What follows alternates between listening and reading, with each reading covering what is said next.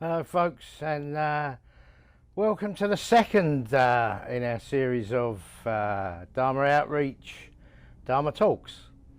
First of all, I'd like to say thank you to those of you that watched the first 2 weeks ago. Your feedback was appreciated, and hopefully you'll carry on watching the series as we progress.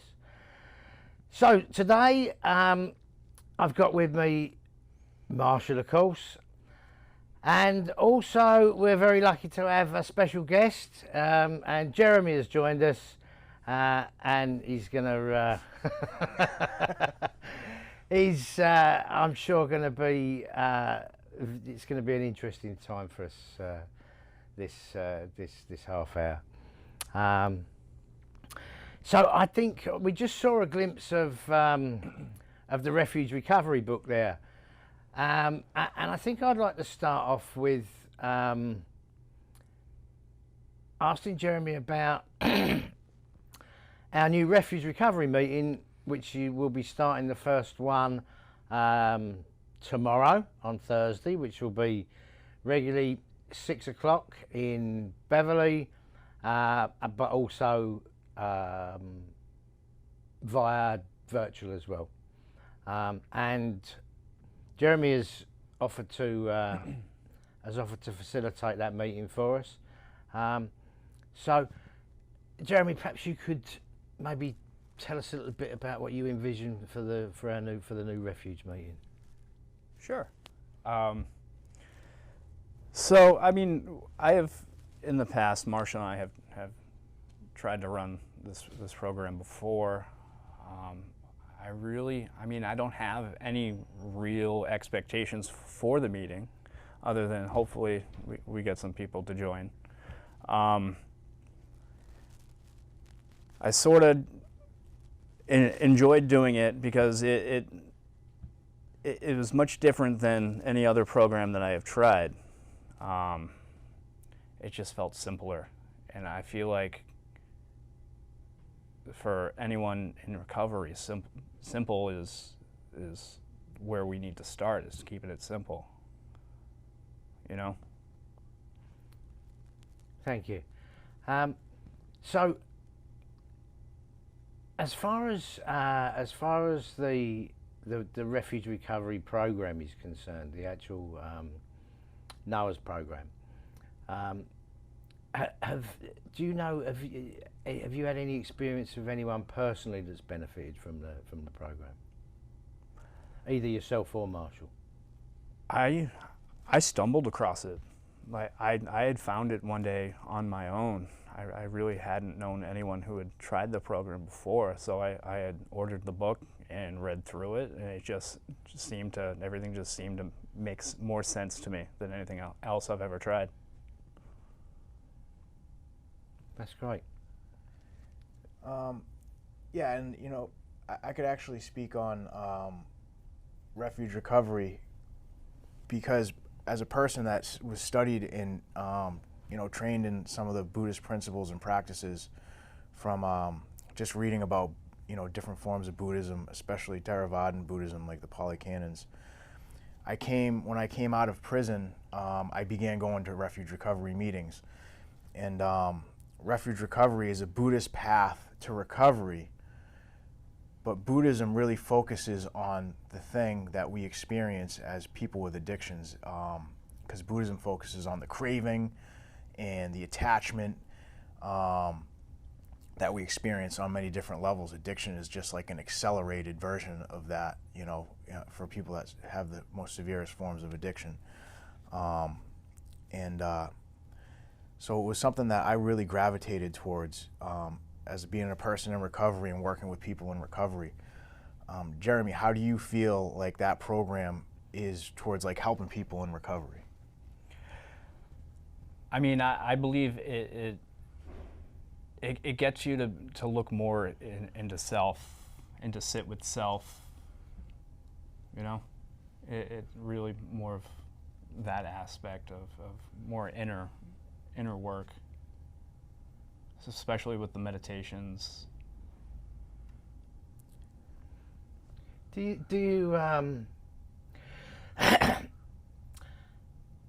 you feel that that a program such as this it enhances the actual teachings themselves? I mean, perhaps I'll give my views on that and then see what people think.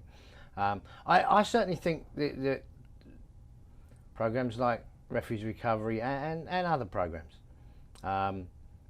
they go a long way to bringing the benefits of the teachings to a wider audience, which I think everyone knows is what our mission is with Dharma Outreach.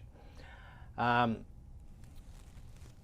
I think that that programs like this enhance the teachings for folks that are in recovery or hope to be in recovery, folks that are struggling or have struggled with substance issues.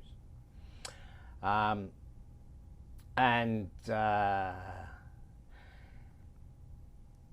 me, a big part of that was for me personally was the precepts and in particular the fifth precept, the abstaining from intoxicants. And not because it was some kind of commandment, if you like, that was gonna bring me all sorts of terrible fates if I didn't follow it, but because it made sense that the times in my life where I had been heavily using intoxicants, those times were more of a problem to me when I wasn't. So that fifth precept actually made a great deal of practical sense. And I think programs like this just kind of reinforce that practical sense of it. I'd kind of be interested to hear what either of you guys have got to say on that one.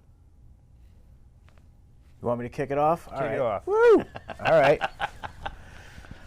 So yeah, like Refuge Recovery, and now they have a Recovery Dharma, which are pretty much Buddhist paths to recovery. It's good because it introduces people to Buddhism. Buddhism is very expansive. It crosses many cultural lines. It started in India and it moved all its way into Japan, all over the Asian continent. Changing with each culture it was introduced to. But for anybody that wants to learn or practice Buddhism, especially some people that are in recovery, I think it's a great option. And if people want to learn more, they can kind of explore the information's out there. And there's a lot to choose from as far as like different Buddhist practices go. Like Pure Land Buddhism, which is more of like a faith-based form of Buddhism, which focuses more on finding yourself in a pure land or abode, like a heavenly abode, to some of the older Theravadan practices, which focuses on extinguishing the suffering, the psychological suffering, that we kind of were bound to. And then there's different Buddhisms that practice different forms of meditation, chanting, to focus the mind. And there's just like a lot of stuff people can do. But just the basic principles of Buddhism that you find in Refuge Recovery, like the body scans, the focus on the breathing meditations, the metta meditations, the loving kindness, focusing on loving kindness, working from yourself and expanding that outward to others and into the universe. It builds those attributes and traits, I think, that are good for healing. Healing and healing and recovery, in my mind, are synonymous. It's those core principles that are expressed, I think, that can, make that inner work, like you said, Jeremy, can make a big difference in people's lives, Right. So, off of what you had just said, basically what drew me to Refuge Recovery was just that itself, because I was looking for a way to to just be able to comfortably sit with myself, because for the longest time I just could not find that. And when I came across Refuge and started practicing the meditations and breath work, which I had started breath work way before I even knew about this, but to find something linked with what I was interested in already doing just made sense to me, you know? Could you talk about some of this breath work that you were doing before you got introduced to refuge recovery, Buddhist recovery? Yeah, of course. So I consider myself to be a recovered alcoholic. I've got going on 6 years now, and for a good, I'd say 4, maybe even 4.5 of those years, I was miserable with myself.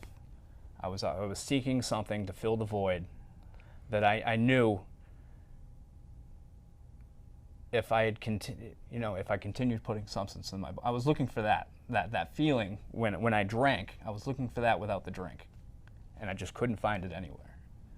So I ended up going down like a little rabbit hole, because I was tired of taking medications for anxiety, depression, and I was, therapy.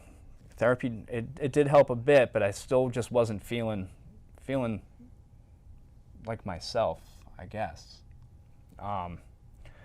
So I ended up just hopping on the internet, and I was searching for anything. I don't know specifically what I was looking for at the time. It was a while ago. But I came across this man, Wim Hof, and it was just, I was like, what do I have to lose? Like, I'm going to try this. So what it is it's breath work. It's, it helped me, it gave me that feeling. Like, so the breath work it's basically like your, what's the word?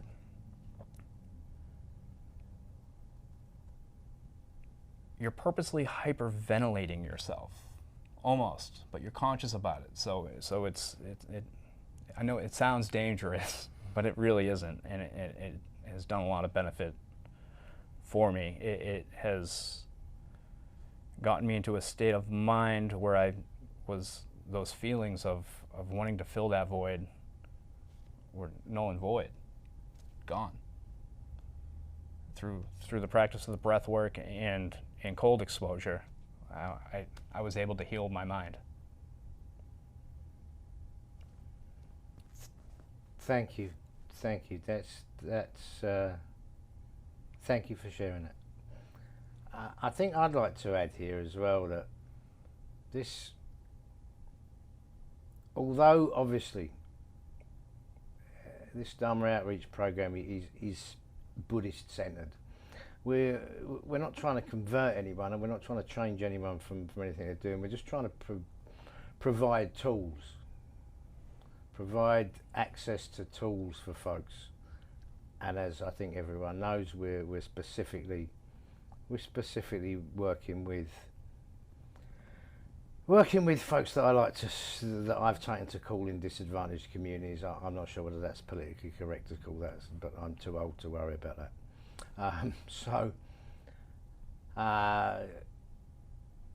Anything that anything that can improve someone's lot is, if they're not harming themselves or anyone else, is good with me. And I think that being open to that diversity is much more beneficial than saying, well, this isn't a Buddhist practice, that isn't a Buddhist practice. I think we have to be open to avenues that work for people.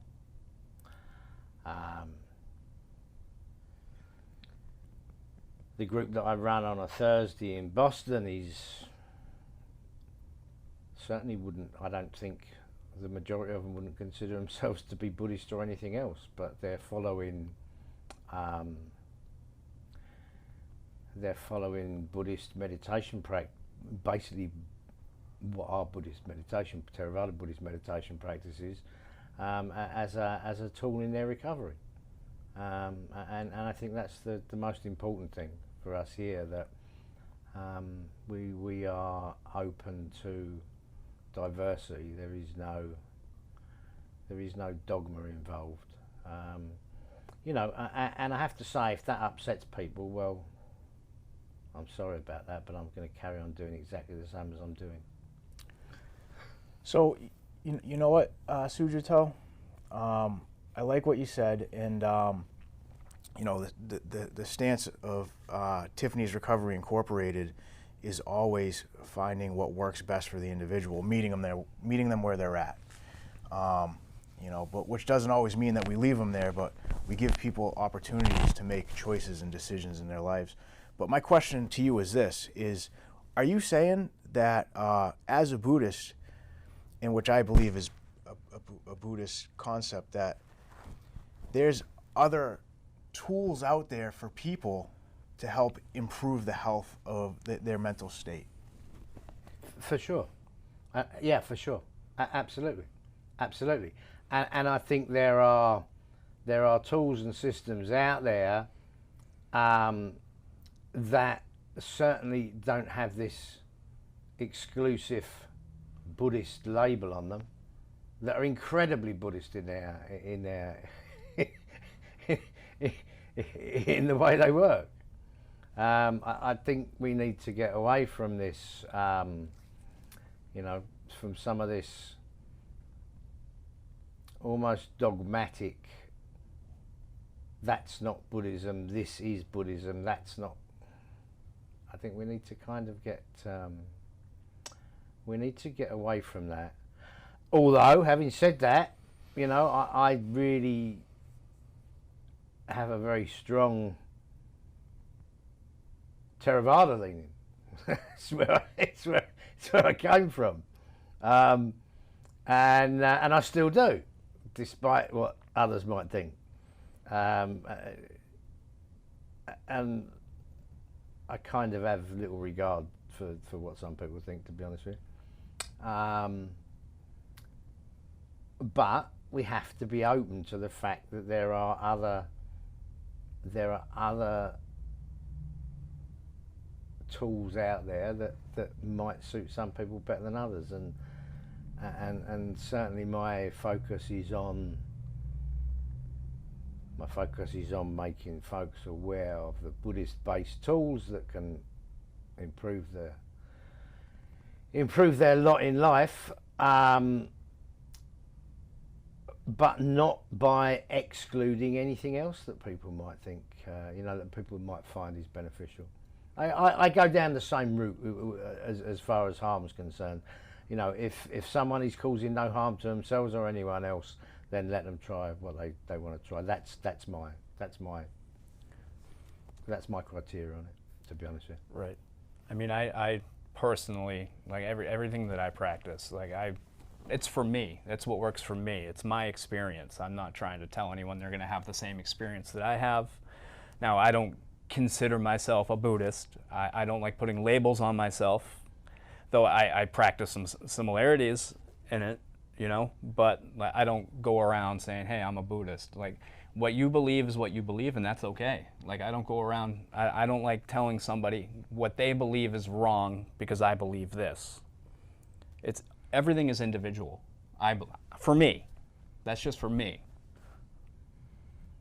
I completely agree with you. Thank you for that.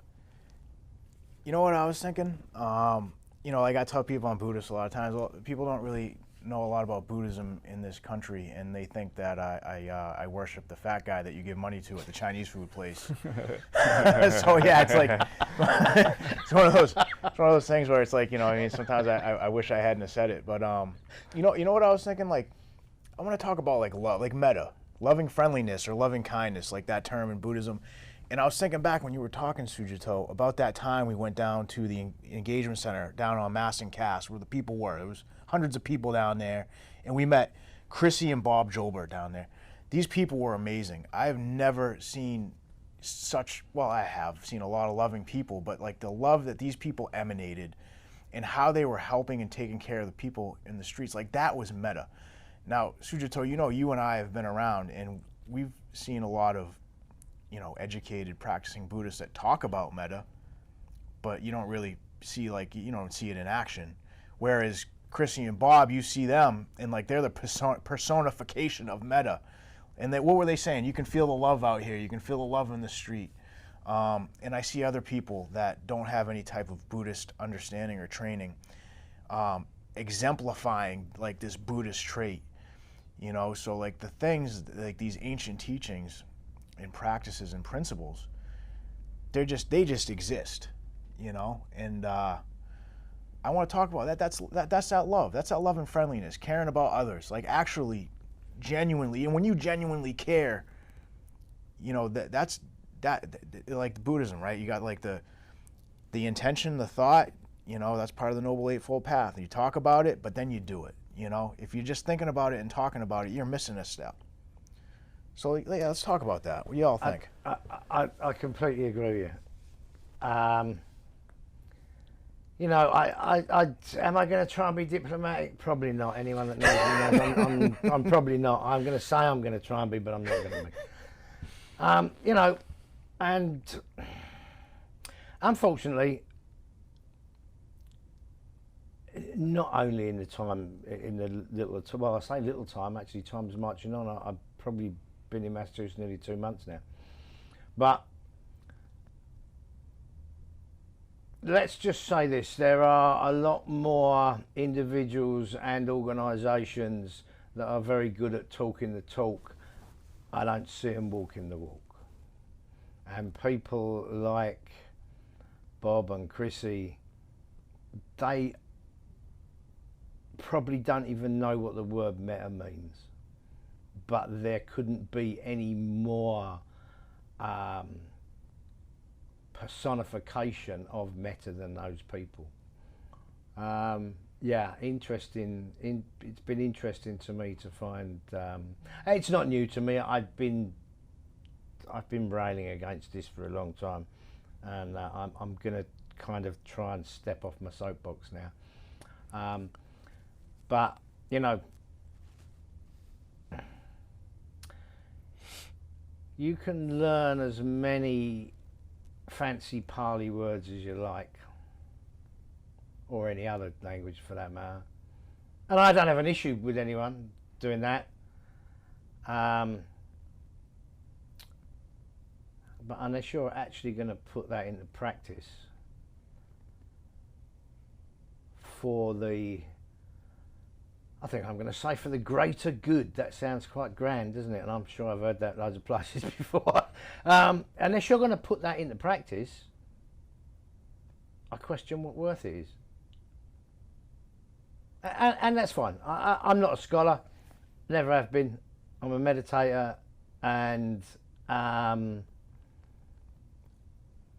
was going to say I'm not knocking anyone, but I guess I kind of am. You know, I just think that there's not enough practical application, certainly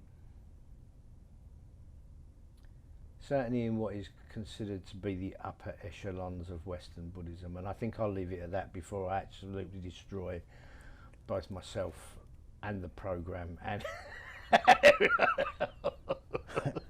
I'm just being honest, I can't help it. That's what I do. So Sujatu, that wasn't directed towards anybody. So you know, if there's people out there that feel it resonates with them, maybe they should take an inward look. So let's just leave it at that. And you know what? That brought to mind something. I just want to kind of key in on another organization that we really kind of like we support and we love and we know is really trying to help the people. It's the Mass Ave Project. Justin Downey, Jimmy Bradley. You know, and they go out, and it's the 18th. We're going out, right? We're going to see the people. We're going to go, 18. and we're going to go with them, and they're doing a big drive. They're going to bring food, and they're going to show people that they really care about them. You know, show consideration. You know, and that's a beautiful thing. You know, people taking time. So if you can support that organization as well, the Mass Ave Project. We're all in this together, and that's what we're doing. And Chrissy and Bob's organisation, and I'm sorry, you know what I'm like with names. Oh, Project Do Something. Yes, that's Chrissy and Bob's organization, Project Do Something. And then there's tons of other small grassroots organizations along with ours, and we're all trying to work together and find healthy solutions, and we all bring something else to the table. you know, and that's ultimately the goal of Dharma outreach and Try Recovery. You know, and these other organizations, we're all looking for assistance and help from just regular people, anybody. You know, with the Dharma outreach, it's Buddhist folks. You know, it's, you know, people that are concerned, you know, want to help, just reach out, let us know. You know, and we can always find a place where, you know, people can be of assistance. Thank you. Well, time's kind of marching on as it does. I want to thank Jeremy so much for not only for being here, but for also for getting me here today. I really appreciate it. You're very welcome. And I would kind of like to, you know, if there's anything you'd like to say before we close, to give the ending to you, if you like.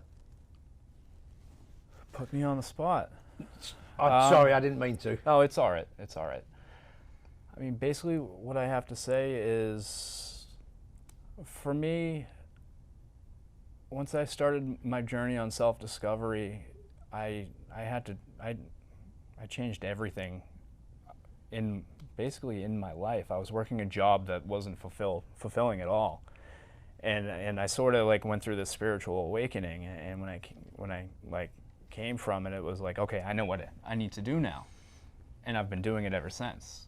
Like I just want to give, you know, I want to help people who need the help, because it was there for me, and I would love to make it available for others. That's beautiful, Jeremy. Saying like the cup's full and it's starting to spill over. Right. Beautiful. Yeah, that is